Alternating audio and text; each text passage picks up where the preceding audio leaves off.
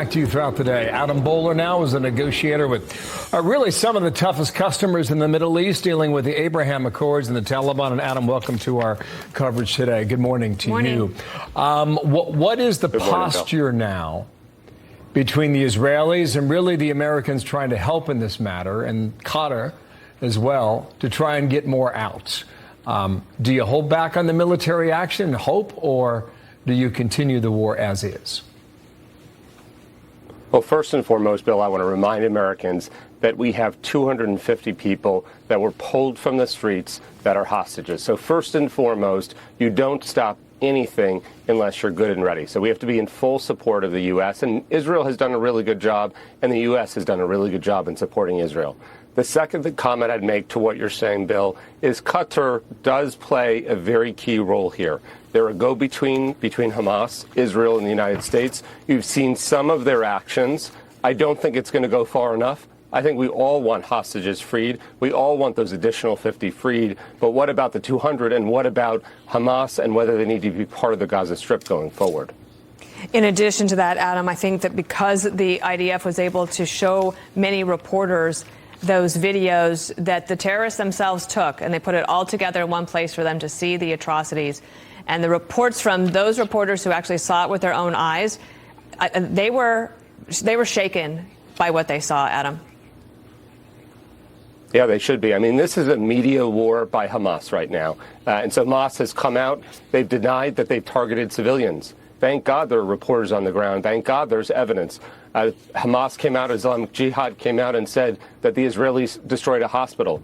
Thank God there was reporting on the ground to show this is impossible. So there's going to be a lot of media push by Hamas to try to get the world on their side. Yeah, Adam, when you were negotiating the Abraham Accords, did you really get a sense that the Middle East was ready for a revolution for the better, as opposed to what we're watching now? And when you were negotiating this, did you get the sense that Iran felt was on the outside of these negotiations, and therefore it may take action in the region, as we have watched now?